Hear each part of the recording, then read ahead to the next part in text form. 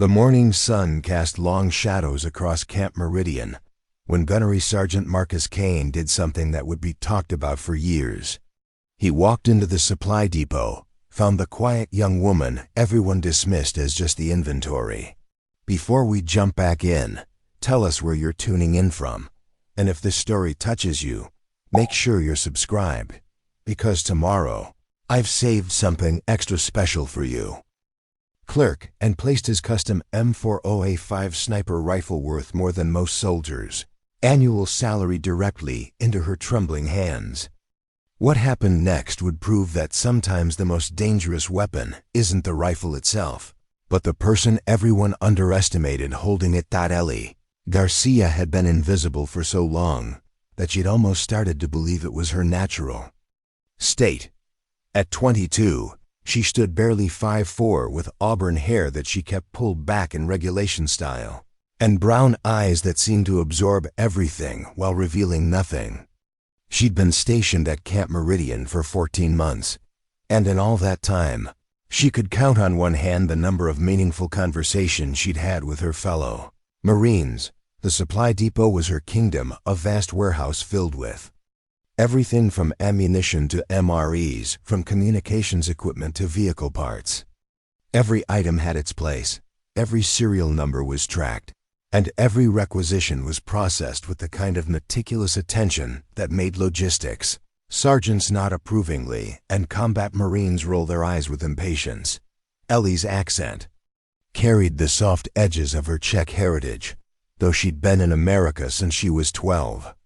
Her parents had immigrated to Nevada, seeking opportunities that didn't exist back home, and military service had been Ellie's path to citizenship and purpose.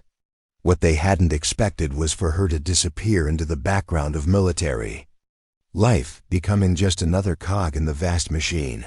The other Marines at Camp Meridian saw her as efficient, but unremarkable.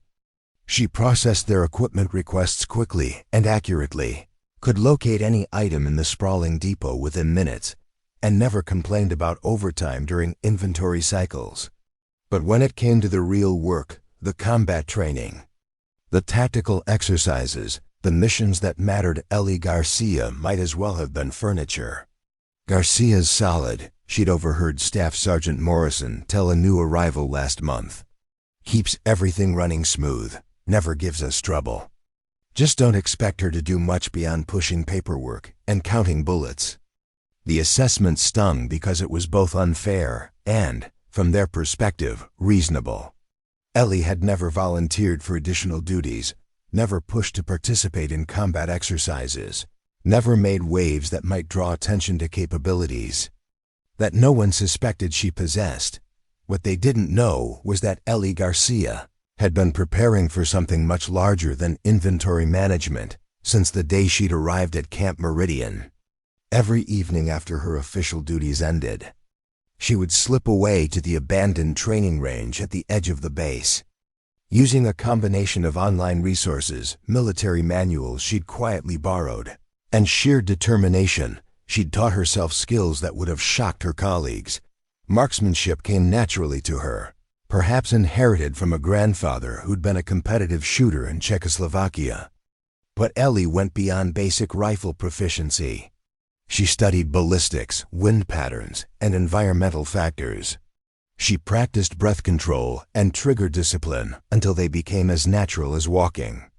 She learned to estimate distances, calculate bullet drop, and account for the dozen variables that separated good shooters from exceptional ones. Her unofficial training sessions were conducted in absolute secrecy. She used a .22 caliber rifle she'd purchased with her own money, keeping it properly registered, but never mentioning it to anyone on base.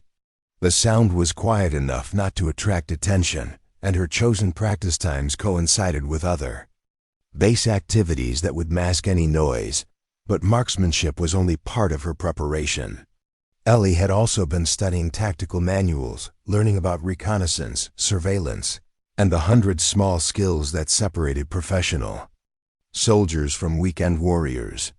She memorized the layout of the surrounding terrain, studied weather patterns, and developed an understanding of combat principles that far exceeded her official role. This wasn't driven by ambition in the traditional sense. Ellie wasn't seeking promotion or recognition. Instead, she was motivated by a quiet conviction that preparation was its own form of service.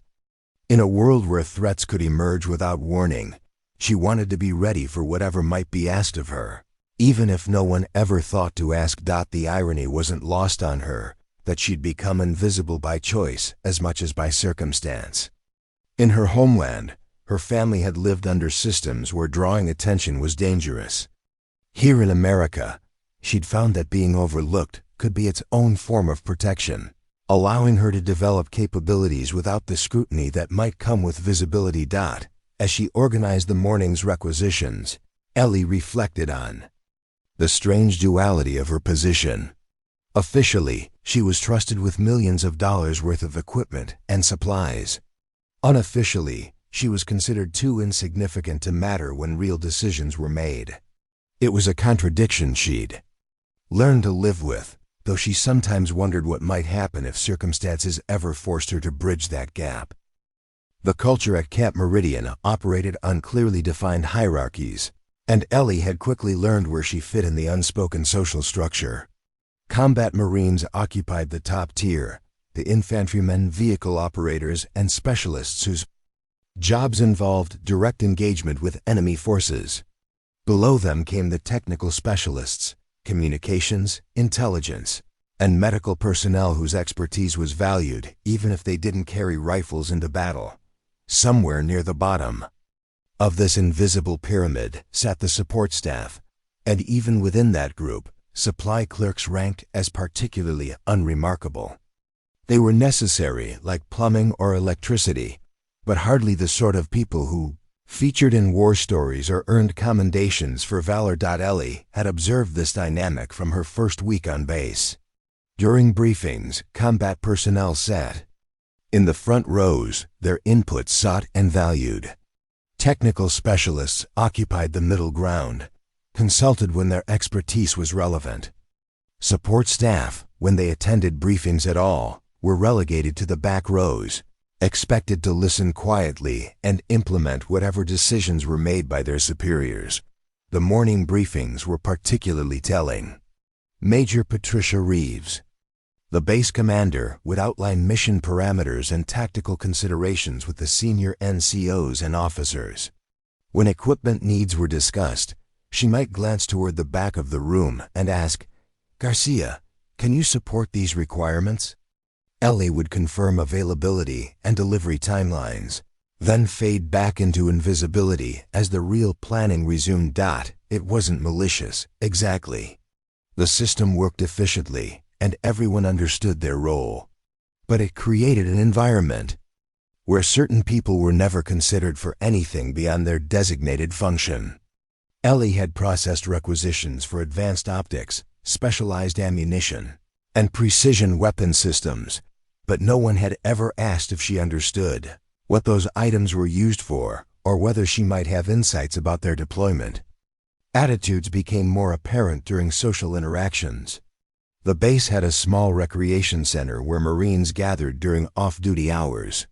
Ellie would occasionally stop by, usually to deliver supplies or handle administrative tasks. The conversations would pause politely until she completed her business, then resume as if she'd never been there. She'd overheard enough fragments to understand how she was perceived. "Garcia's harmless," Lance Corporal Davis had mentioned to his friends. "Keeps to herself, does her job, doesn't cause drama. Perfect for supply work." The implication was clear. She was valued for her compliance and invisibility, not for any potential she might possess. Even among the other support staff, Ellie occupied a unique position of isolation. The cooks, mechanics, and administrative personnel formed their own social networks, but Ellie's quiet nature and foreign accent seemed to create an additional barrier. She was friendly enough when approached, but she rarely initiated conversations or joined group activities. This social isolation was compounded by gender dynamics that Ellie navigated carefully. As one of relatively few women on the base, she was aware that her actions were often scrutinized differently than those of her male colleagues.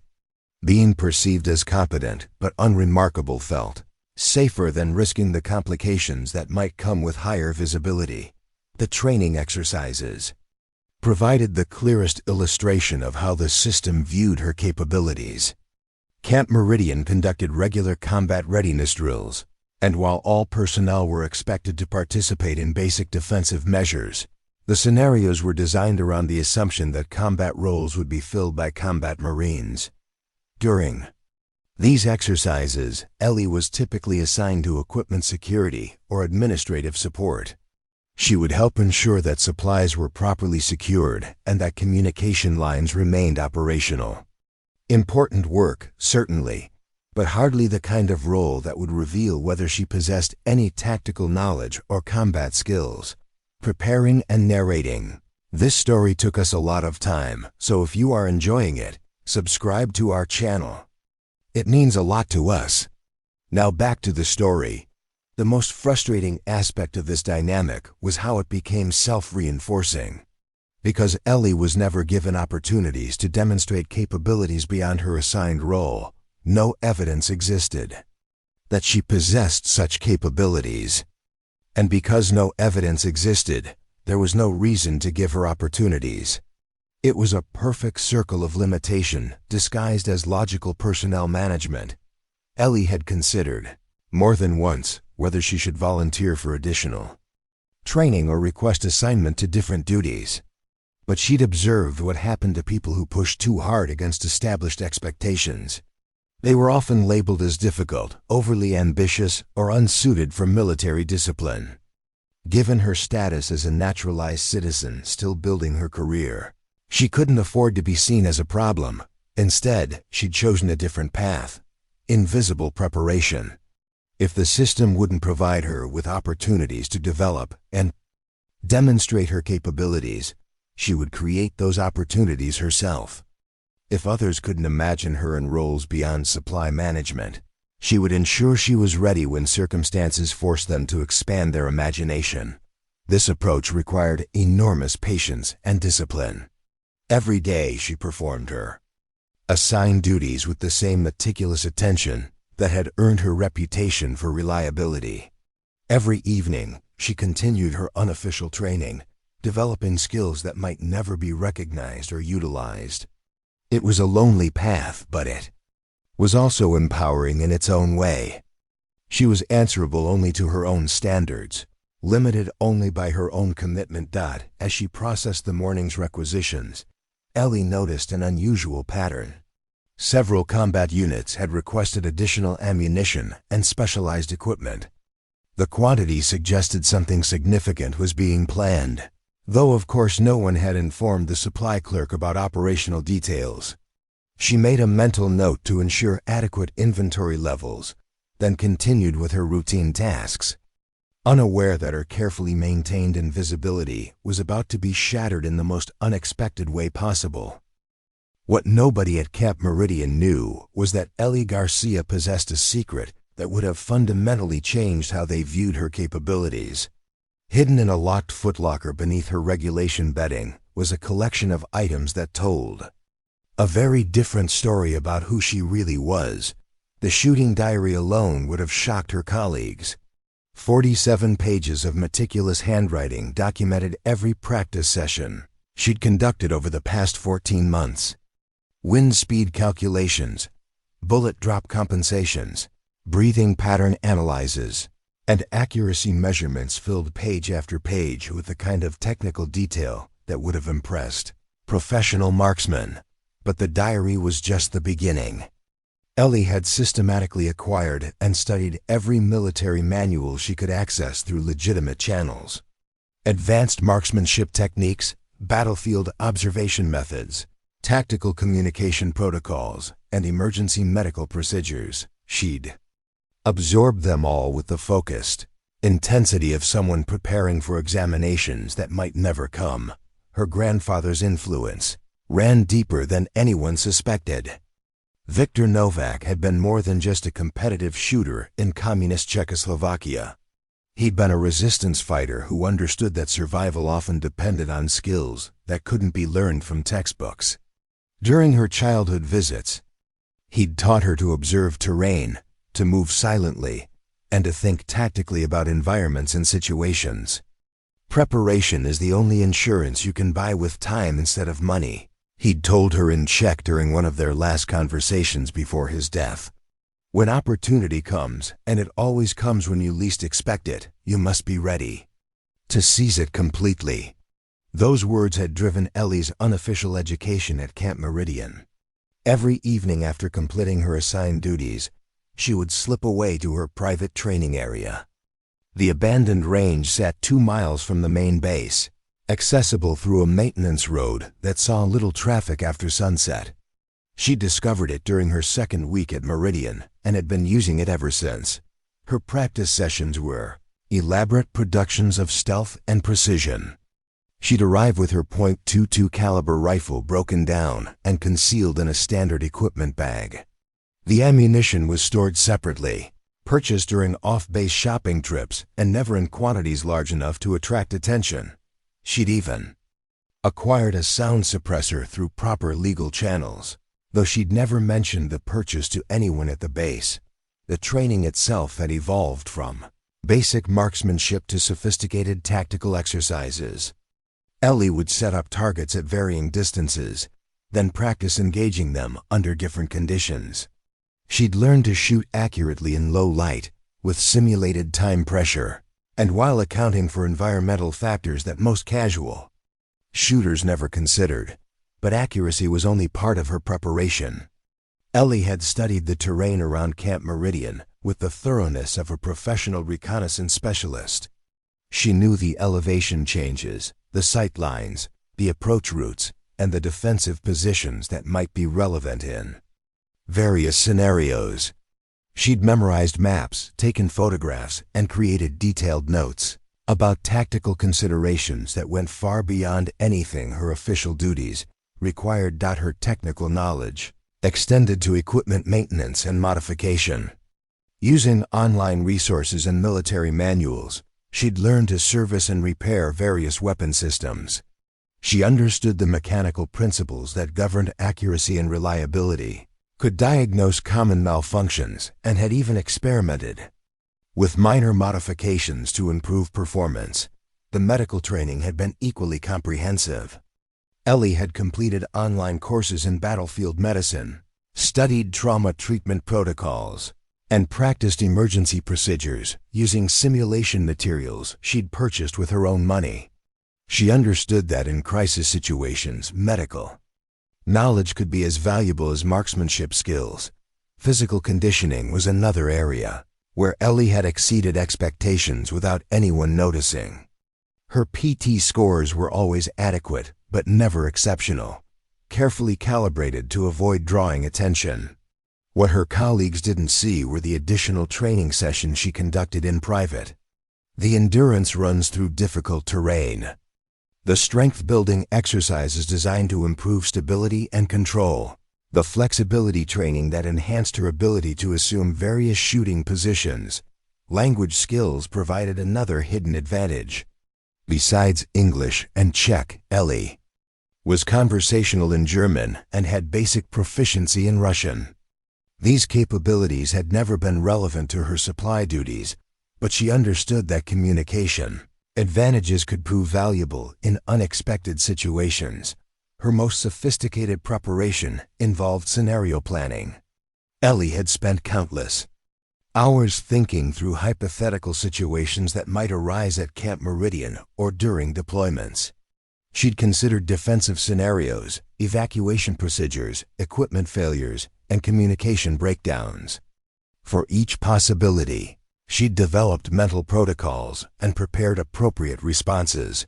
The psychological preparation was perhaps most important of all. Ellie had studied stress management techniques, combat mindset development, and decision-making under pressure.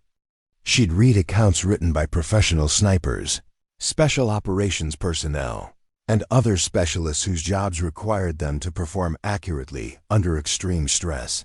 None of this preparation was driven by fantasy. or unrealistic ambitions.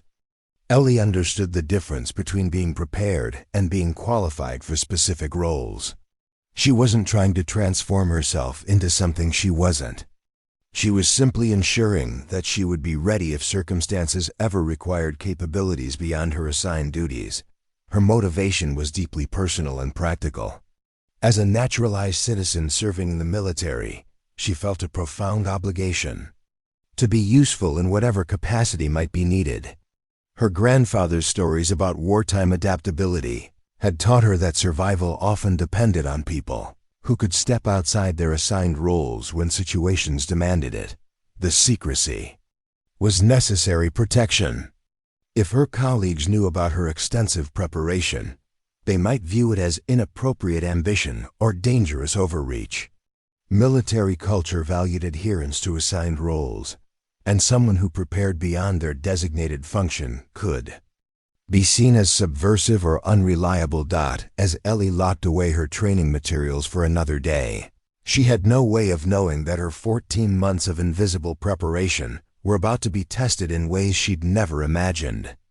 The skills she'd developed in secret would soon be revealed under circumstances that would force everyone at Camp Meridian to reconsider their assumptions about what was possible. The operations briefing was scheduled for 0800 hours, and as usual, Ellie's invitation was conspicuously absent. She learned about the meeting the same way she learned about most significant developments at Camp Meridian, by overhearing fragments of conversation and piecing together information from requisition patterns and equipment requests. From her position at the supply depot counter, she watched through the windows as Marines filed into the main briefing room. The body language told her everything she needed to know about the meeting's importance. Senior NCOs walked with the purposeful stride that indicated serious business, while junior Marines displayed the mixture of excitement and nervousness that accompanied significant operational announcements. Staff Sergeant Morrison approached her counter with a requisition form, his expression more serious than usual. "Garcia, I need you to prepare these items for immediate deployment," he said, sliding the paperwork across the counter. "Everything needs to be ready for pickup by 1400 hours." Ellie scanned the list and felt her pulse quicken. Specialized ammunition, advanced optics, long-range communication equipment, and emergency medical supplies. The combination suggested a precision operation, requiring extended observation and potential engagement at significant distances. Someone was planning a mission that would require exceptional marksmanship skills. "Will there be any special packaging or transport requirements?" she asked, maintaining her professional tone despite her growing curiosity. Morrison shook his head. "Standard field configuration. Just make sure everything's accounted for and ready to go." He paused, then added with the kind of casual authority that excluded without explicitly forbidding, "This is operational stuff, Garcia. Not something you need to worry about beyond getting it ready." The dismissal was gentle but absolute. Her role was to supply the equipment, not to understand its purpose or application. Morrison's tone carried the assumption that she couldn't possibly comprehend the tactical considerations involved in whatever operation was being planned. As the morning progressed, Ellie assembled the requested materials while observing the increased activity around the briefing room. Through the windows, she could see maps being displayed and personnel assignments being made. The energy was palpable, the kind of focused intensity that accompanied real missions with real stakes. Lance Corporal Peters emerged from the briefing and approached her counter for additional supplies. His excitement was barely contained as he spoke to his companion. "Can you believe Kane is finally getting his shot? 3 months of waiting for the right opportunity, and now command is letting him prove what that custom rifle can really do." The name Kane meant something to Ellie, though she'd never spoken to him directly. Gunnery Sergeant Marcus Kane was the base's designated marksman, a quiet professional whose reputation for precision shooting was legendary throughout the region. His custom M40A5 rifle was the subject of frequent speculation among Marines who appreciated fine weapons. "Think he'll take this shot from over 1,000 meters?" Peters continued. "I heard the target zone is going to be at maximum effective range, maybe beyond." "Kane can handle it," his companion replied. "That rifle of his is probably more accurate than anything else in the Corps. Plus he's got the experience to make those kinds of shots count."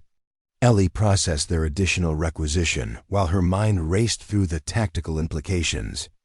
A precision shooting mission at extended range required not just exceptional marksmanship skills, but also comprehensive understanding of ballistics, environmental factors, and target assessment. The kind of knowledge she'd been developing in secret for over a year.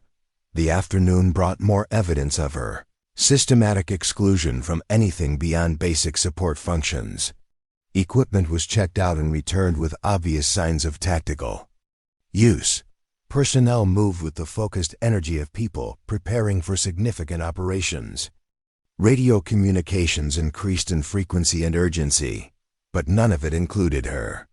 Ellie was expected to supply what was needed, then fade back into invisibility while others handled the important work. Her role was functional but peripheral. Necessary but not valued for anything beyond basic competence. The most telling moment came when Major Reeves conducted a final equipment inspection. She reviewed every item Ellie had prepared, checking specifications against mission requirements with meticulous attention to detail. But when she spoke, it was to Morrison, not to Ellie. "Everything looks appropriate for the mission parameters," Reeves told Morrison. "Make sure Garcia understands that this equipment is not to be discussed outside of official channels. Standard operational security applies." Morrison nodded and turned to Ellie. "You heard the Major. This is classified material now. Do your job, keep your mouth shut, and don't ask questions about things that aren't your concern." The message was unmistakable. She was trusted to handle the equipment, but not to understand its significance. Her loyalty was assumed, but her intelligence and discretion were apparently questionable enough to require explicit warnings about operational security. As the designated personnel prepared for deployment, Ellie found herself wondering what might happen if the mission encountered unexpected complications. Plans failed, equipment malfunctioned, and personnel were sometimes injured or incapacitated.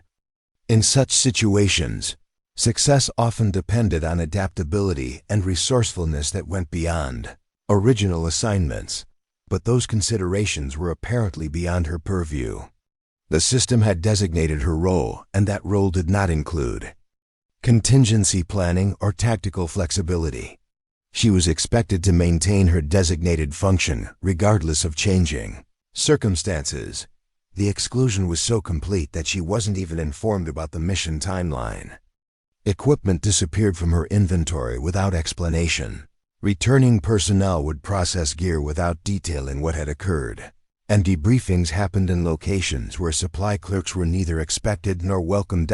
It was a perfect system for maintaining operational security and command structure. It was also a perfect system for ensuring that certain people never had opportunities to demonstrate capabilities beyond their assigned functions. Ellie had observed this dynamic for 14 months, accepting it as an unavoidable aspect of military hierarchy. But as she watched the final preparations for what appeared to be a critical precision shooting mission, she found herself wondering whether the system's efficiency might sometimes come at the cost of missed opportunities and untapped potential. The thought would prove more prophetic than she could possibly have imagined.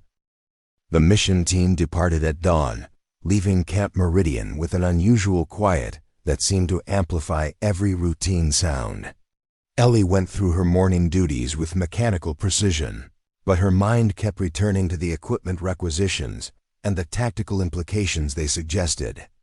Somewhere out there, Marines were relying on gear she'd prepared for a mission she wasn't permitted to understand.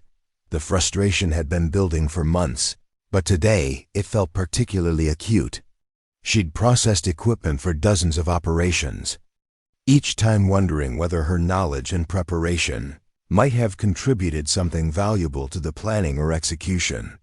But those questions were never asked, and those contributions were never sought. By mid-morning, she'd completed her standard inventory tasks and found herself with the unusual luxury of unstructured time. Most of the base's operational personnel were either deployed or supporting the current mission, leaving the administrative and support functions operating at reduced intensity. It was during these quiet periods that Ellie's isolation became most apparent. She walked through the supply depot, checking equipment levels and updating tracking systems with the methodical thoroughness that had earned her reputation for reliability. But her attention kept drifting to the empty spaces where specialized gear had been checked out for the mission. Night vision equipment, advanced ballistics computers, precision shooting accessories tools. She understood better than anyone suspected. The radio in the depot's office crackled occasionally with routine traffic, but the operational frequencies were encrypted and beyond her access level. She could hear the tone and cadence of communications without understanding their content. Another reminder of the invisible barriers that defined her position within the military hierarchy. During her lunch break, Ellie sat in the small recreation area and observed the casual conversations among the remaining personnel. The talk inevitably turned to speculation about the ongoing mission. Who was involved, what they might be attempting, whether Kane would get his opportunity to demonstrate the capabilities of his custom rifle. "I heard the target parameters are at the absolute limit of effective range," Corporal Jackson was saying to his companions. "If Kane pulls this off, it'll be one for the record books. That rifle of his is supposed to be accurate to 1,500 meters. In the right conditions," another Marine added. "But conditions are never perfect in the field. Wind, temperature, humidity, there's 100 variables that can throw off a shot at that distance." Ellie listened without contributing, knowing that any comment from her would likely be met with polite dismissal. Her understanding of long-range ballistics was probably more comprehensive than that of anyone at the table, but sharing that knowledge would only invite questions about why a supply clerk possessed such information. The irony was particularly bitter because she'd spent countless hours studying exactly the kind of environmental factors they were discussing. She understood how atmospheric pressure affected bullet trajectory, how temperature gradients could create vertical wind patterns, and how humidity influenced ballistic performance at extended ranges. Knowledge that might prove valuable to mission planning, but knowledge that would never be sought from someone in her position. As the afternoon progressed, fragments of information filtered back from the mission area. Radio checks indicated that personnel were in position and that equipment was functioning properly. But the operational details remained sealed behind security, classifications that excluded her from any meaningful understanding of what was actually happening. The waiting was the most difficult aspect. Ellie had prepared equipment for a mission that could determine its success or failure, but she had no way of knowing whether her preparations had been adequate. Had she selected the optimal ammunition for the expected conditions? Were the optical calibrations correct for the anticipated range? Had she overlooked any detail that might prove critical under operational stress? These questions would have been natural for anyone involved in mission support, but asking them would have revealed a level of technical knowledge that might raise uncomfortable questions about her background and preparation. So she waited in ignorance, trusting that her work had been sufficient while knowing that she might never learn whether that trust was justified. The late afternoon brought increased radio activity, suggesting that the mission was entering its critical phase. Ellie found herself pacing through the supply depot, unable to concentrate on routine tasks while knowing that, somewhere in the field, Marines were depending on equipment she'd prepared and knowledge she'd never been asked to share. The frustration extended beyond professional concerns to deeper questions about purpose and contribution. Ellie had joined the military to serve her adopted country, to contribute something meaningful to causes larger than herself. But the system seemed designed to ensure that her contributions remained narrowly defined and largely invisible. She thought about her grandfather's stories of wartime adaptation, when circumstances had forced people to step outside conventional roles and contribute whatever skills they possessed. Those stories had shaped her understanding of service and preparation, but they also highlighted the gap between theoretical readiness and practical opportunity. The most painful aspect was the growing realization that her extensive preparation might never be utilized. She'd spent over a year developing capabilities that could prove valuable in various scenarios. But if those scenarios never arose, or if she was never permitted to respond when they did, then her efforts were essentially meaningless. Evening approached with no word from the mission team, beyond routine status updates. The uncertainty was becoming unbearable, not just because of concern for the Marines involved, but because of the knowledge that she might have been able to contribute something valuable, if only she'd been asked. Ellie secured the supply depot for the night and walked toward her quarters, her mind churning with questions that might never be answered and capabilities that might never be recognized. She had no way of knowing that the mission was about to encounter complications that would transform her invisible preparation into a matter of life and death, or that the careful boundaries defining her role were about to be shattered in ways that would change everything. The emergency alarm shattered the evening quiet at 2,147 hours, its urgent wail echoing across Camp Meridian with the kind of intensity that meant real trouble. Ellie bolted upright in her quarters, her heart immediately racing as she recognized the specific pattern: operational emergency. All personnel to stations.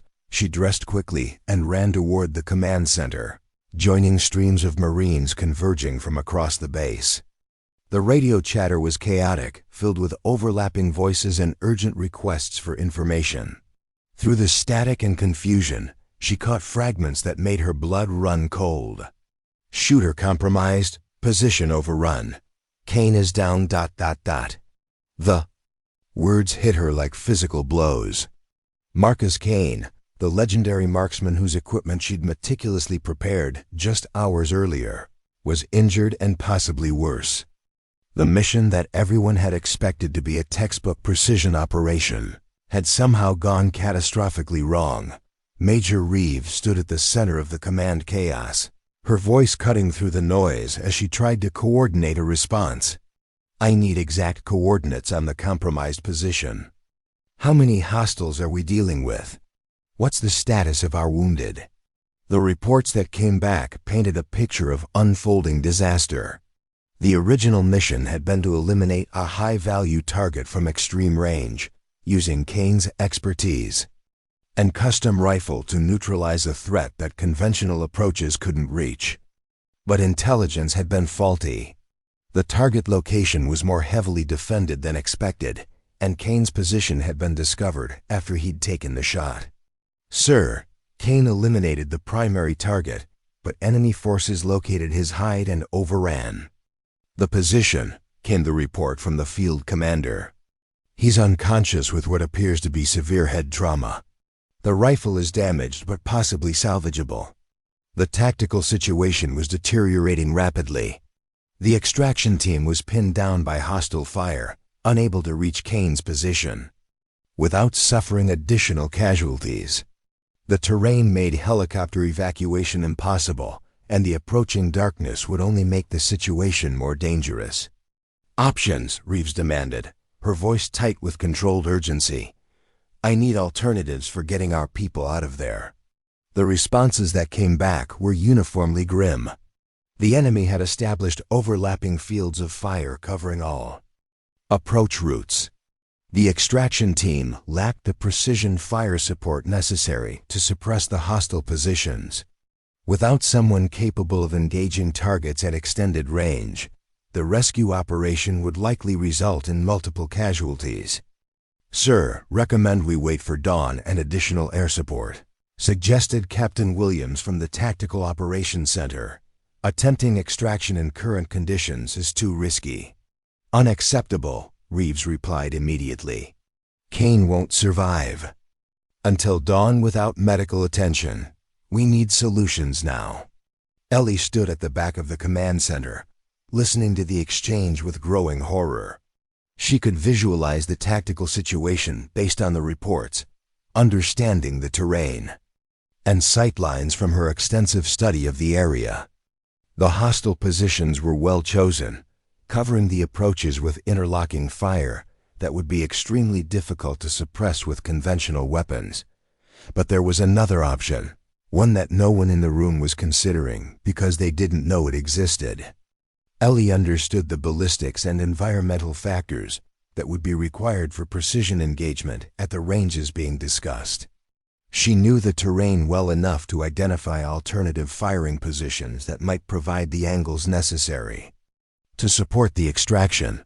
Most critically, she possessed the skills that might allow her to use Kane's custom rifle effectively, assuming it could be recovered and was still functional. The weapon system that everyone assumed required Kane's unique expertise might actually be usable by someone else, if that someone had the right knowledge and preparation. The realization struck her like lightning. Everything she'd been preparing for, all the skills she'd developed in secret, all the knowledge she'd accumulated through months of invisible study, it might actually be relevant to saving Kane's life and completing the mission. But suggesting such a thing would mean revealing capabilities that no one suspected she possessed. It would mean stepping far outside her assigned role and claiming qualifications that would be impossible to verify under current circumstances. It would mean risking everything on the possibility that her preparation had been adequate for a real-world crisis. "Sir," she heard herself saying, her voice cutting through the tactical discussions, "I might have a solution." The command center fell silent. Every eye turned toward her, most displaying the kind of surprise reserved for furniture that had suddenly started talking. Major Reeves stared at her with an expression of complete bewilderment. "Garcia?" Reeves said, her voice carrying a note of disbelief. "Your supply. What possible solution could you have for a tactical extraction under fire?" Ellie took a deep breath, knowing that her next words would either save lives or end her military career. "Ma'am, I know that terrain. I understand the ballistics involved in long-range precision shooting. And if Kane's rifle can be recovered, I believe I can use it to provide the fire support necessary for extraction." The silence that followed was so complete that she could hear the air conditioning humming in the background. Then Captain Williams spoke, his voice carrying a mixture of incredulity and irritation. "Garcia, this is not the time for heroic fantasies. We're dealing with a life-or-death situation that requires professional military skills, not supply clerk enthusiasm." But Major Reeves held up a hand, studying Ellie with new intensity. "Explain," she said simply. "Explain exactly what you think you can do and why you think you can do it." The moment of truth had arrived. Ellie would either prove that her months of preparation had been worthwhile, or she would expose herself as a delusional amateur who had fundamentally misunderstood her own capabilities. But with Kane's life hanging in the balance, she knew she had to try. Ellie straightened her shoulders and met Major Reeves' gaze directly. "Ma'am, I've been studying long-range marksmanship for 14 months. I know the terrain around the mission area intimately, every ridge, every sight line, every potential firing position within a 10-mile radius. I understand ballistic calculations, environmental factors, and precision shooting techniques." The command center erupted in murmurs of disbelief. Captain Williams stepped forward, his expression a mixture of incredulity and annoyance. "Garcia, with all due respect, reading about shooting and actually engaging targets under combat stress are completely different things. This isn't a training exercise or a hobby range." "I'm aware of that, sir," Ellie replied, her voice steady despite the adrenaline flooding her system. "But I've been training with a .22 caliber rifle for over a year. I understand the principles of external ballistics, wind reading, and target engagement at extended ranges. More importantly, I know the specific terrain where our people are trapped. Staff. Sergeant Morrison shook his head vigorously. Major, this is insane. Garcia's never even been through advanced marksmanship training. She's talking about using Kane's custom rifle, a weapon system that takes years to master in a life-or-death situation. It's not just dangerous, it's suicide. The protests continued around the room. Voices raised in objection, citing regulations, training requirements, and the fundamental impossibility of a supply clerk possessing the skills necessary for precision combat shooting. The consensus was clear. Ellie's suggestion was not just impractical, but borderline delusional.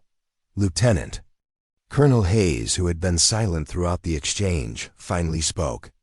Garcia, even if we accepted that you have some recreational shooting experience, Kane's rifle is zeroed specifically for his shooting style, his preferred ammunition, and his physical characteristics.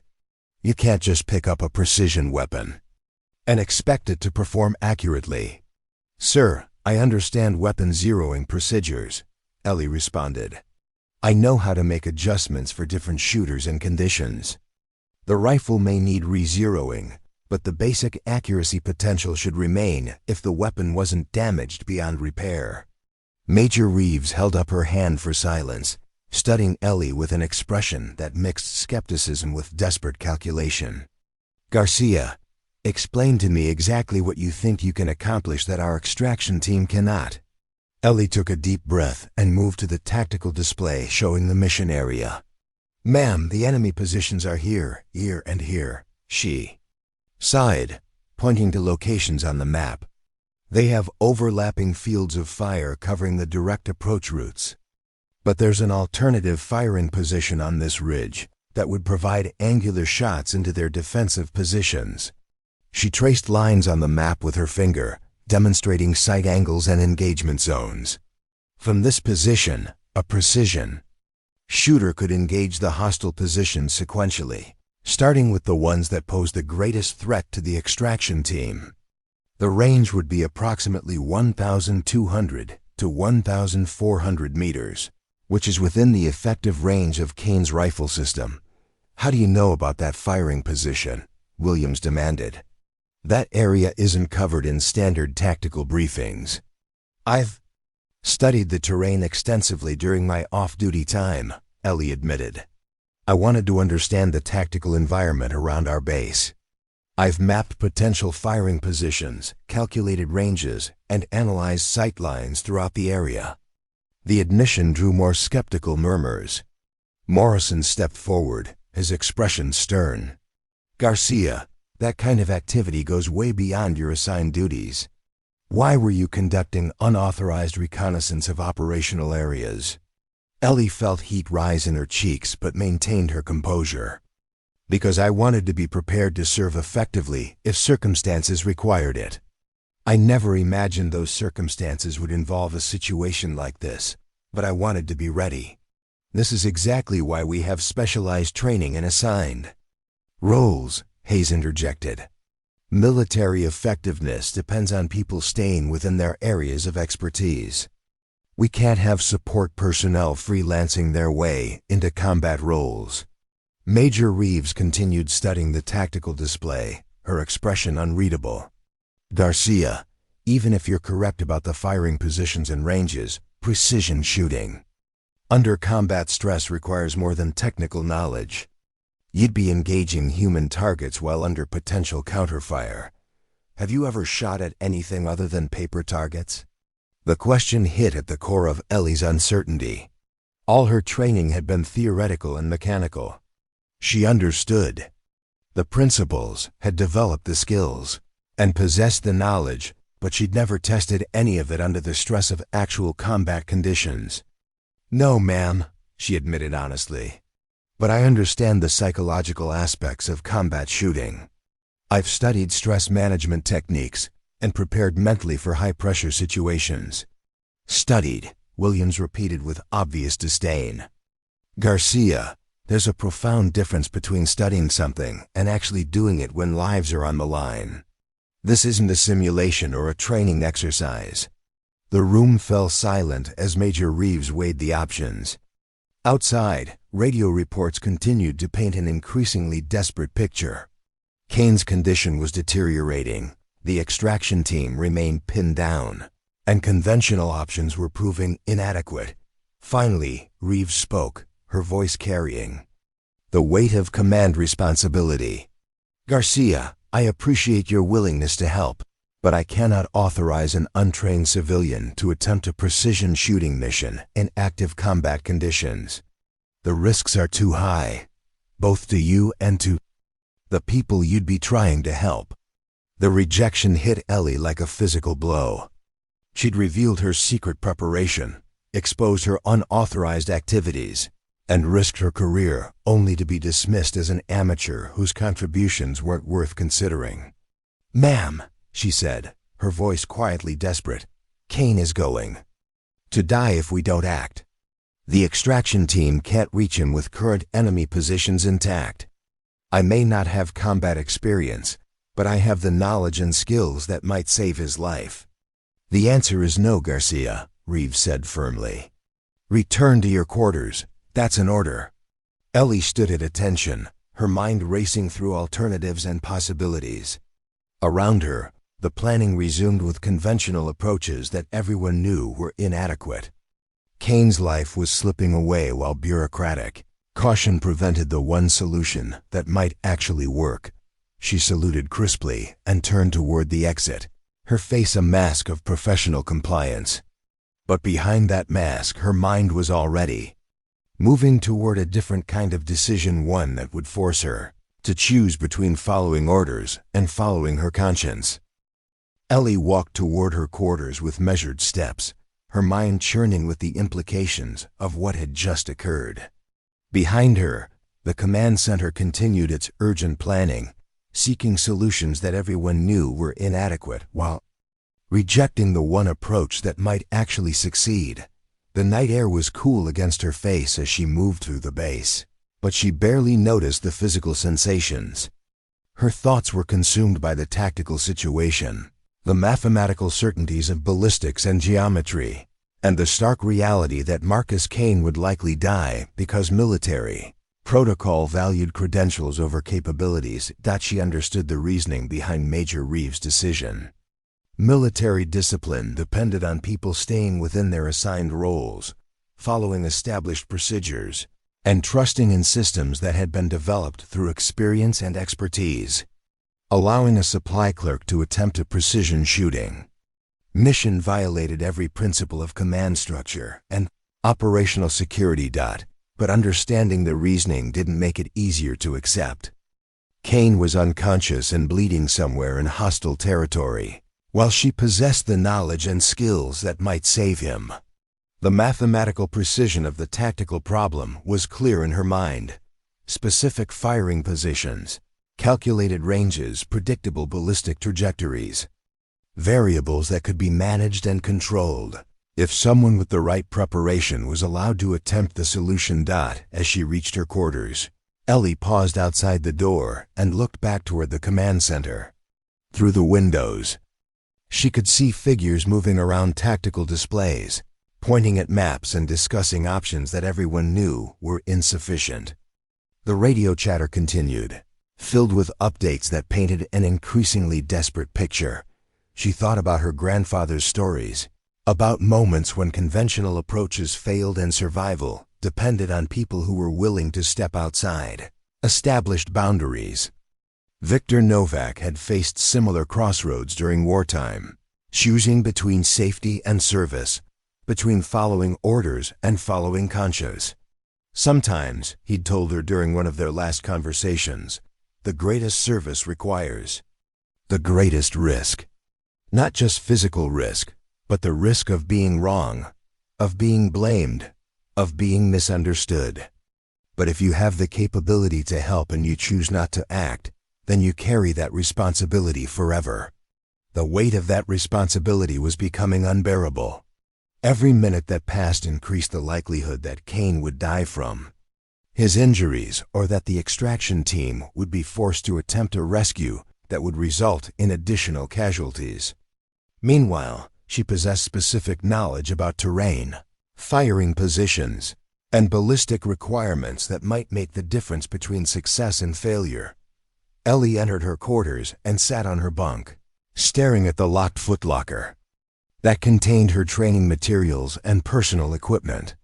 Inside that locker was everything she'd need for an unauthorized mission: detailed maps of the area, ballistic calculation tables, and the specialized gear she'd accumulated over months of preparation. The decision she faced was stark and unforgiving.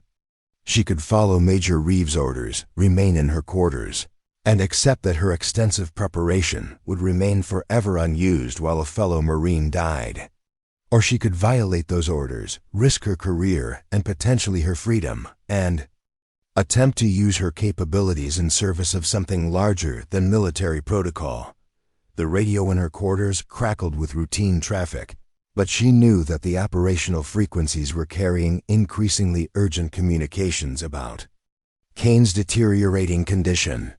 Time was running out, and conventional options were proving inadequate. The mathematical certainty of the tactical situation demanded action that the command structure couldn't authorize. Ellie opened the footlocker and removed her detailed terrain maps, spreading them across her small desk. The firing position she'd identified was clearly marked, along with range calculations and environmental notes. The technical requirements were within her capabilities, assuming Kane's rifle could be recovered and was still functional, but attempting such a mission would require more than technical competence. She'd have to reach the extraction team's position without being detected, somehow acquire Kane's damaged rifle, and then move to the firing position while avoiding enemy patrols. Even if everything went perfectly, she'd be engaging human targets under combat stress with a weapon she'd never fired before. The risks were enormous, both to herself and to the people she'd be trying to help. If she failed, Kane would still die, but her unauthorized action might also compromise the extraction team's position or create additional complications for the rescue operation. The potential for making things worse was significant, yet the alternative was accepting certain failure. The conventional approaches being discussed in the command center were inadequate for the tactical situation.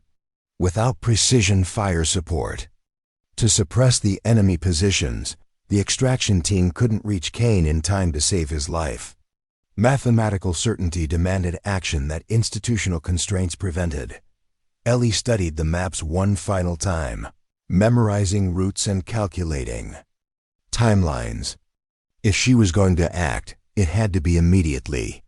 Every minute of delay reduced Kane's chances of survival and increased the likelihood that the extraction operation would be abandoned entirely. She thought about the oath she'd taken when joining the Marines, about her obligations to serve her country and protect her fellow service members. Those obligations sometimes conflicted with specific orders, creating moral crossroads where personal judgment had to supersede institutional authority. The decision crystallized with sudden clarity. She couldn't live with the knowledge that she'd possessed the capability to help but had chosen not to act because of institutional constraints. If Kane died while she sat in her quarters following orders, she'd carry that responsibility for the rest of her life. Ellie began gathering her equipment, moving with the efficiency that came from months of mental preparation for exactly this type of scenario. She'd never imagined the circumstances would be quite so dramatic, but she'd always known that her secret preparation might eventually be tested under conditions she couldn't predict or control. As she prepared to leave, she composed a brief note explaining her actions and her reasoning. If she didn't survive the mission, she wanted someone to understand why she'd made the choices she'd made. The note was practical rather than emotional, focusing on the tactical requirements and her assessment of the available options. The base was settling into evening routines as Ellie slipped out of her quarters. Security was focused on the operational emergency, creating opportunities for movement that wouldn't normally exist. She'd studied the base layout extensively, knowing which routes offered concealment and which areas were likely to be monitored. Her destination was clear: the forward staging area where the extraction team maintained their equipment and communications. If Kane's rifle had been recovered, it would be there. If it hadn't been recovered, her mission would end before it truly began. As she moved through the shadows, Ellie felt the weight of her decision settling around her like armor. She'd chosen conscience over compliance, capability over protocol. Now she had to prove that her months of preparation had been adequate for the most important test of her life. The forward staging area sat in darkness at the edge of Camp Meridian, a collection of temporary structures where the extraction team had established their operational base. Ellie approached from the east, using a maintenance road that provided cover from the main base while avoiding the security checkpoints that might question her presence in a restricted area.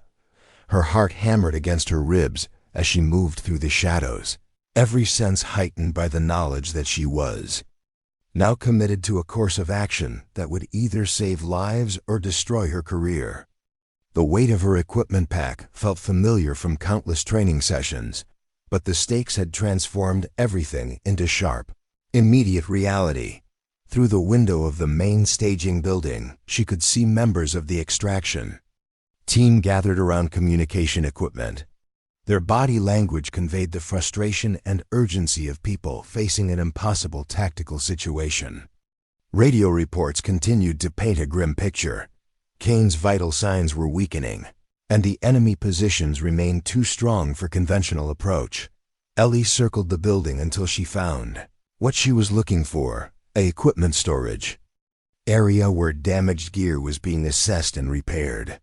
Through the partially open door, she could see Kane's custom M40A5 rifle lying on a maintenance table, its distinctive stock and modified barrel assembly unmistakable even in the dim light. Rifle appeared intact despite the damage reports. The scope was still mounted, though possibly knocked out of alignment. The barrel showed no obvious signs of impact damage, and the action appeared functional. If her assessment was correct, the weapon system could be restored to operational status with proper zeroing procedures. That getting inside the storage area required skills she'd never practiced but had studied extensively. Lock manipulation was a technical problem with mathematical solutions, and Ellie approached it with the same methodical precision she applied to ballistic calculations. The lock yielded after several minutes of careful work, allowing her to slip inside and examine the rifle more closely. The weapon was heavier than her .22 caliber training rifle, but the basic ergonomics were familiar. The bolt action operated smoothly, and the trigger mechanism felt crisp and consistent. The scope had been jarred loose but wasn't damaged beyond repair. With proper adjustment, the system should be capable of precision and accuracy at the ranges required for the mission. Ellie worked quickly to assess and prepare the rifle, using techniques she'd learned from technical manuals and online resources. She adjusted the scope mounting, checked the bore for obstructions, and verified that the ammunition Kane had been using was compatible with her ballistic calculations. Everything indicated that the weapon system was capable of supporting her mission. The next challenge was more complex, reaching the firing position she'd identified without being detected by either friendly or hostile forces. The route required traversing 3 miles of difficult terrain in darkness, carrying the rifle and support equipment while avoiding patrols and surveillance. She moved with the careful precision of someone who had studied the terrain extensively, following maintenance roads and utility corridors that provided concealment while maintaining reasonable progress toward her objective. The rifle case was awkward but manageable, and her conditioning from months of training carried her through the physical demands. The abandoned observation post she'd selected was positioned on a ridge that provided clear sight lines to the enemy positions while remaining outside their immediate area of control. Ellie had discovered it during one of her unauthorized reconnaissance missions, noting its tactical advantages and preparing detailed range cards for various engagement scenarios. Setting up the shooting position required technical precision under stress. Ellie unpacked the rifle and began the zeroing process, using a laser rangefinder to confirm distances and a portable ballistic computer to calculate environmental corrections. The scope required significant adjustment, but the mathematical relationships were clear and predictable. Her training had prepared her for this moment, but the reality was more intense than any simulation. The rifle felt alive in her hands, its weight and balance demanding respect and precision. The scope picture was crystal clear, revealing details of the enemy positions that confirmed her tactical assessment. The first target was a machine gun position that commanded the primary approach route to Kane's location. The range was 1,347 meters according to her calculations, requiring specific adjustments for wind, temperature, and elevation. Ellie made the calculations automatically, her mind processing variables with the mathematical precision that months of study had made instinctive. She controlled her breathing, settled into the shooting position, and began the final target acquisition sequence. Through the scope, she could see the enemy position clearly, understanding that her next action would irrevocably transform her from supply clerk to combat participant. The radio traffic in her earpiece indicated that the extraction team was preparing for another attempt to reach Kane's position. They would be moving within minutes, depending on her to provide the fire support that conventional approaches couldn't deliver. The weight of that responsibility focused her mind with crystalline clarity. Ellie made final adjustments to her position, confirmed her ballistic calculations, and prepared to take the shot that would either validate her months of preparation or expose her as a dangerous amateur. The mathematical certainty of the tactical problem demanded action, and she was finally in position to provide it. Her finger moved to the trigger, steady and controlled despite the magnitude of what she was attempting. Everything she'd studied, practiced, and prepared for came down to this moment. The intersection of knowledge and application, theory and reality, preparation and performance. The scope picture was perfect, the calculations were complete, and the target was clearly defined. Time seemed to slow as Ellie prepared to transition from unauthorized action to direct combat engagement, knowing that the next few seconds would determine whether her extraordinary gamble would save lives or result in catastrophic failure. The first shot erupted through the night air with a crack that seemed to split the world in half. Through the scope, Ellie watched the enemy machine gun position disappear in a cloud of dust and debris. The mathematical precision of her ballistic calculations validated by the immediate cessation of hostile fire from that location. But there was no time for satisfaction or relief. The engagement had revealed her position, and the remaining enemy forces would now be seeking to locate and eliminate the threat. Ellie worked the bolt action with practiced efficiency, chambering another round, while adjusting her aim point for the second target. The radio traffic in her earpiece exploded with confused reports and urgent questions. The extraction team had witnessed the elimination of the machine gun position, but couldn't identify the source of the supporting fire. Their tactical situation had suddenly improved, but they didn't understand why or how. Unknown shooter, came the RADIO call. Identify yourself immediately. Ellie ignored the communication, focusing entirely on the second target, a sniper position that had been harassing the extraction team with precise fire.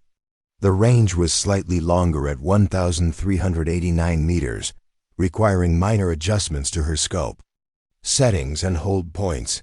The second shot followed within 30 seconds of the first, another mathematical problem solved with lethal precision.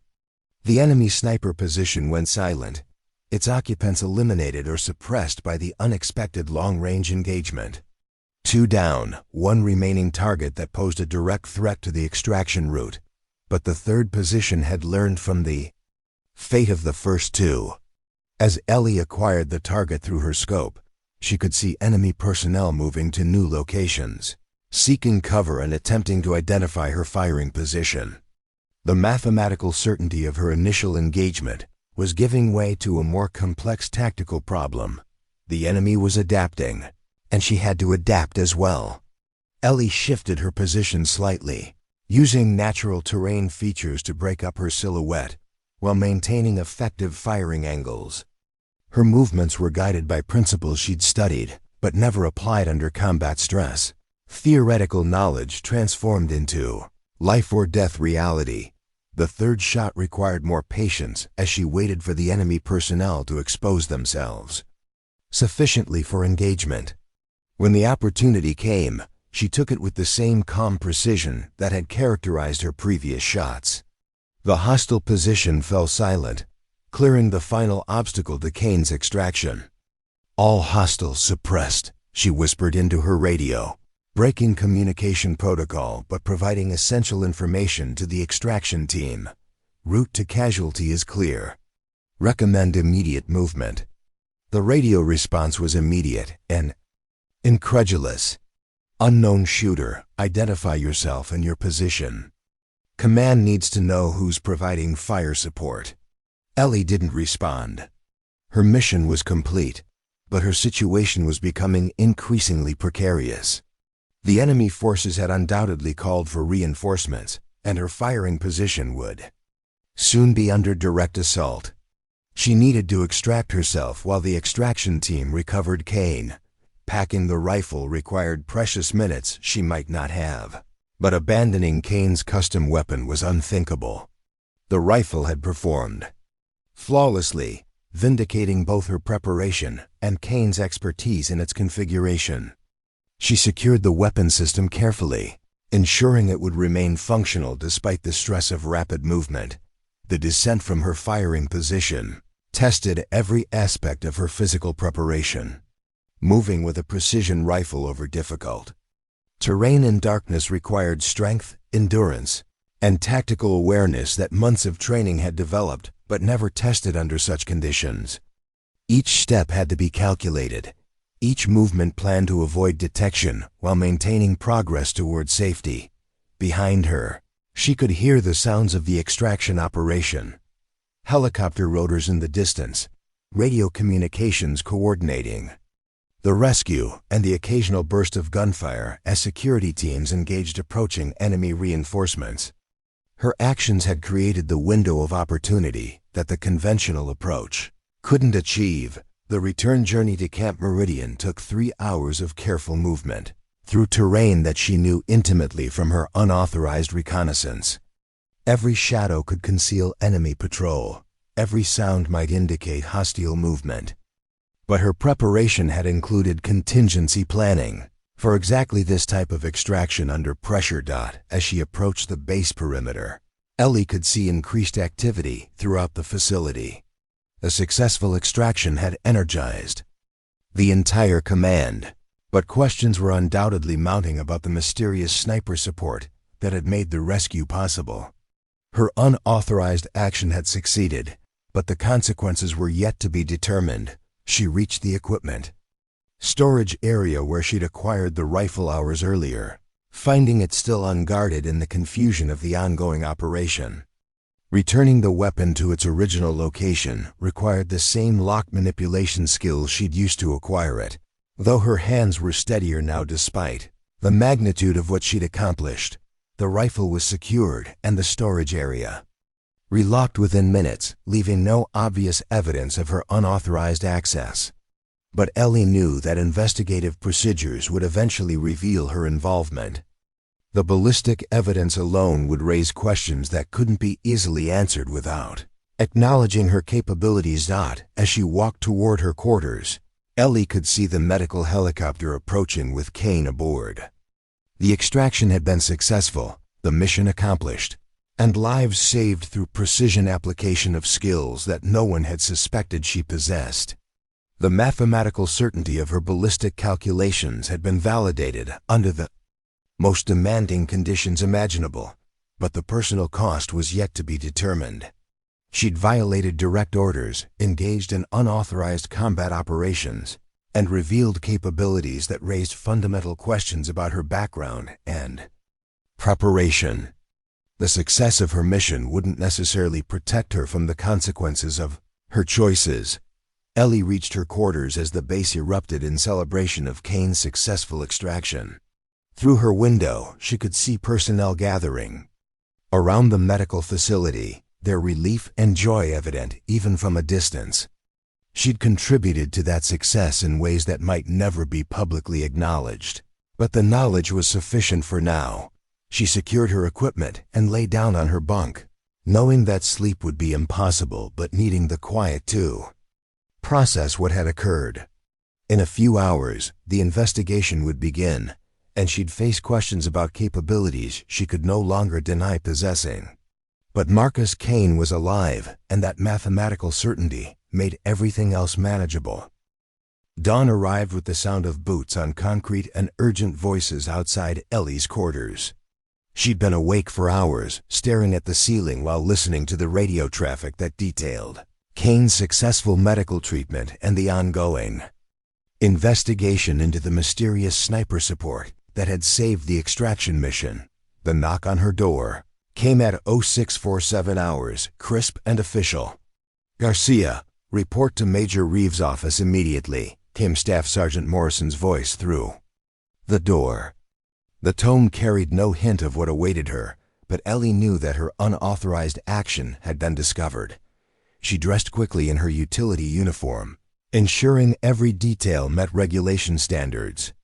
If she was going to face discipline for her choices, she would do so as a Marine whose personal appearance reflected the professionalism she'd tried to demonstrate through her actions. The walk to the command building felt longer than usual. Though Ellie knew the distance was exactly 347 meters, a measurement she'd memorized along with hundreds of other details about Camp Meridian's layout. Her mind automatically calculated angles and distances even now, a habit that had become as natural as breathing. Major Reeves' office was crowded when she arrived. Besides the Major, she recognized Colonel Martinez from base security, Captain Williams from tactical operations, and a civilian in a dark suit who could only be from military intelligence. The presence of such senior personnel indicated that her actions had attracted attention far beyond the local command. "Specialist Garcia," Major Reeves began, her voice carefully neutral. "We need to discuss the events of last night. Specifically, we need to understand how 3 enemy positions were eliminated by precision rifle fire from an unidentified shooter." Ellie stood at attention, her expression composed despite the racing of her heart. "Ma'am, I'm prepared to answer any questions about my actions." The admission sent a visible ripple through the room. Colonel Martinez leaned forward, his expression intense. "Garcia, are you stating that you conducted an unauthorized combat operation last night?" "Yes, sir," Ellie replied without hesitation. "I determined that conventional extraction methods were insufficient to reach Gunnery Sergeant Kane in time to save his life. I used my knowledge of the terrain and my marksmanship capabilities to provide the fire support necessary for successful extraction."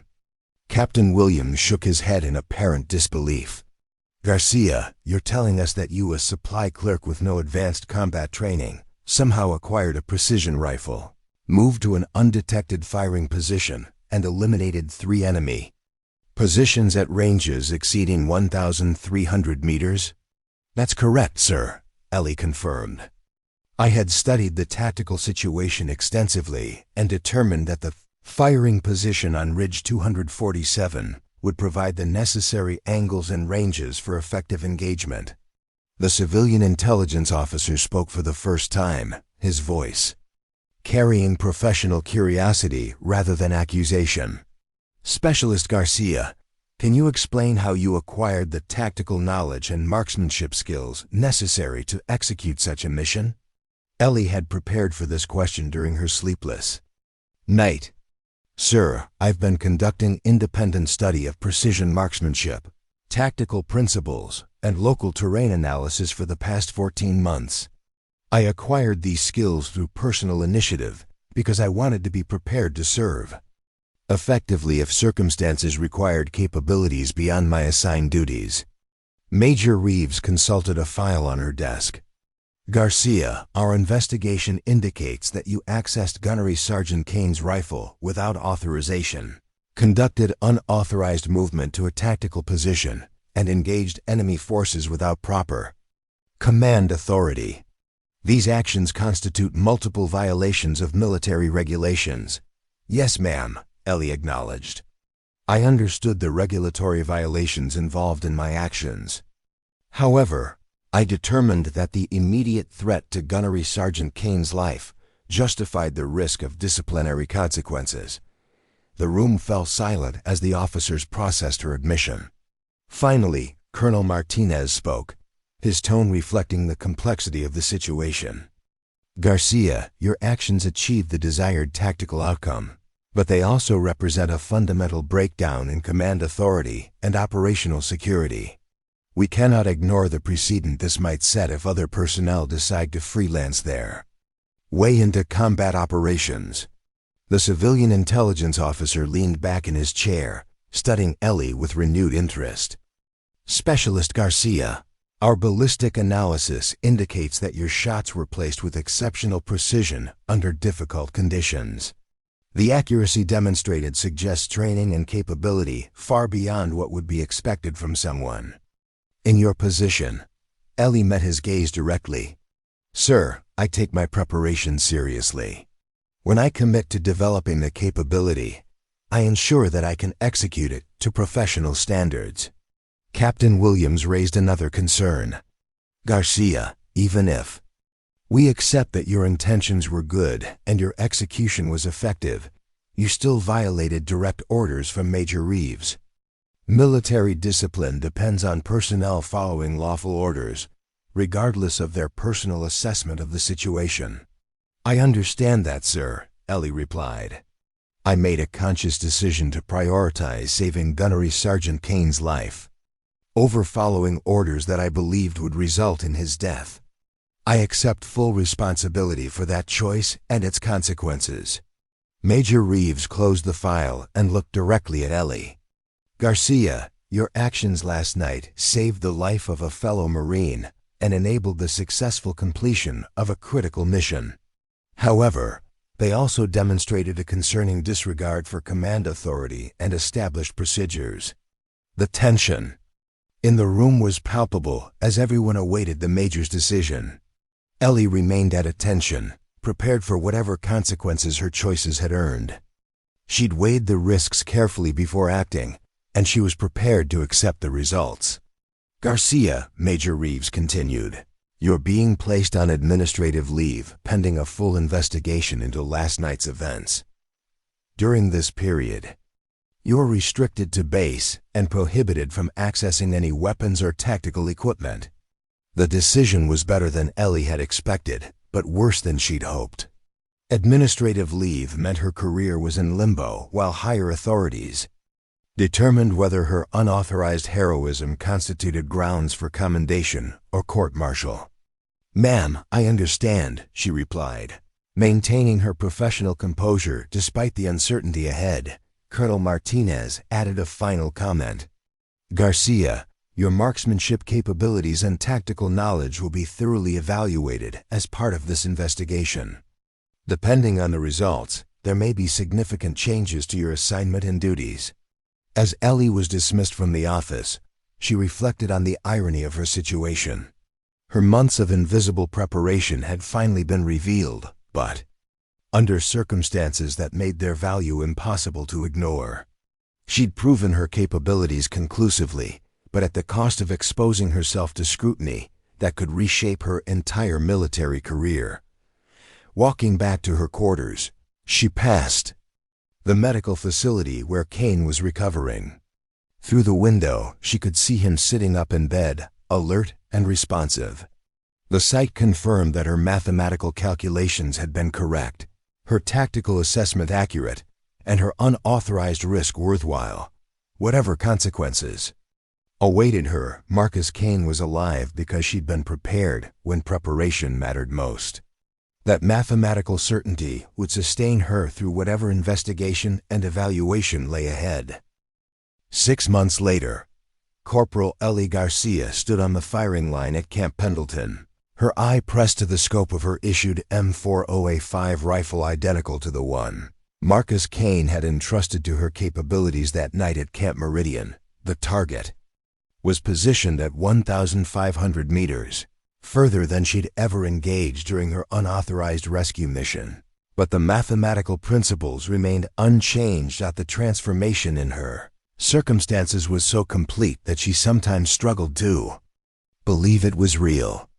The invisible supply clerk who'd counted ammunition and processed requisitions had become one of the Marine Corps' newest precision marksmen, her capabilities formally recognized and her preparation finally valued at its true worth. The Scout Sniper program had tested every aspect of her preparation, validating her technical knowledge while developing skills she'd never been able to practice in secret. Advanced ballistics, target detection, fieldcraft, and mission planning, all the capabilities she'd studied independently were now being refined through professional instruction and practical application. Her instructors had been initially skeptical about a former supply clerk who claimed advanced marksmanship capabilities, but her performance had quickly silenced any doubts. During her first week of training, she'd outscored classmates who'd been preparing for sniper school for years. "Garcia," called Master Sergeant Rodriguez from behind the firing line, "show these Marines how precision shooting is supposed to look." Ellie controlled her breathing, made final adjustments for wind and elevation, and squeezed the trigger with the same steady precision that had saved Kane's life. Through the scope, she watched the target disappear in a cloud of debris. Another mathematical problem solved with lethal accuracy. The applause from her classmates felt strange after months of invisibility, but she was beginning to adapt to being recognized for capabilities rather than dismissed for perceived limitations. Her fellow students had initially wondered how someone from logistics had developed such advanced skills, but her performance had earned their respect and curiosity. "Outstanding shot, Garcia," Rodriguez continued. "That's the kind of precision we expect from our graduates. You've got natural talent backed by exceptional preparation." The comment about preparation always made Ellie smile. What appeared to be natural talent was actually the product of 14 months of invisible study and practice, guided by her grandfather's wisdom about being ready for opportunities that couldn't be predicted or planned. After the training session, Ellie walked to the communications center to place her weekly call to Camp Meridian. Kane had returned to full duty after his recovery, and they'd maintained contact throughout her training. Their shared experience had created a bond that transcended rank and traditional military relationships. "Garcia," Kane's voice came through clearly on the secure line. "How's the fancy sniper training treating you?" "Learning a lot, Gunny," she replied. "Turns out there's more to precision shooting than I figured out on my own. Who would have thought?" Kane laughed, a sound that still amazed her given how close he'd come to death during that extraction. "I told you that rifle of mine could perform in the right hands. You proved that point better than I ever could have." Their conversations had become a regular source of perspective for Ellie. Kane understood better than anyone what her unauthorized action had meant, not just tactically but personally. He'd been the beneficiary of her willingness to risk everything for capabilities that no one else had recognized. "Garcia," Kane continued, his tone growing more serious, "I've got news from this end. Major Reeves asked me to tell you that your former supply position has been filled by someone who actually wants to stay in logistics. Apparently, they needed someone who wouldn't spend their off-duty time studying ballistics and terrain maps." The comment drew a laugh from Ellie, but it also highlighted how dramatically her circumstances had changed. The supply depot that had once defined her entire military existence was now just a memory, replaced by training that challenged her every day and recognized her true capabilities. "How's the new guy working out?" she asked. "He's competent," Kane replied, "but he doesn't know the terrain like you did. And he sure as hell couldn't have made those shots that saved my life. The base isn't the same without our invisible logistics specialist, who turned out to be anything but invisible. After ending the call, Ellie walked to the observation deck that overlooked the training ranges where the next generation of Marine snipers developed their skills. The sight reminded her of those evening sessions at her secret practice area, when she'd wondered whether her preparation would ever prove valuable.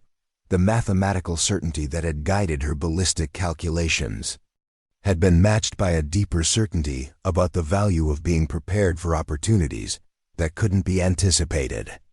Her grandfather's wisdom about preparation being the only insurance you could buy with time had proven prophetic in ways she'd never imagined. Tomorrow would bring advanced training in urban precision shooting, a skill set that would prepare her for the kinds of complex missions that elite marksmen were expected to handle. The invisible supply clerk was becoming a visible specialist whose capabilities would be valued and utilized rather than hidden and dismissed. As the sun set over Camp Pendleton, Ellie reflected on the journey that had brought her from counting bullets to firing them with lethal precision. The transformation hadn't been instant or easy, but it had been worth every risk she'd taken and every boundary she'd crossed. Her story had become part of Marine Corps' legend, the supply clerk who'd saved the sniper's life using skills no one knew she possessed. But more than legend, it had become proof that preparation and determination could overcome any limitation that others might try to impose. Marcus Kane was alive because she'd been ready when readiness mattered most. Her military career had been transformed because she'd refused to accept that her potential was limited by other people's expectations. And somewhere, another young Marine was probably developing capabilities in secret, preparing for the moment when preparation would meet opportunity. The mathematical certainty that had guided her unauthorized rescue mission continued to guide her development as a professional marksman. Some equations could only be solved through action, and some problems required solutions that went beyond conventional wisdom. Ellie Garcia had learned to solve both kinds of problems with precision that would have made her grandfather proud. Up next, you've got 2 more standout stories right on your screen. If this one hit the mark, you won't want to pass these up. Just click and check them out. And don't forget to subscribe and turn on the notification bell so you don't miss any upload from us.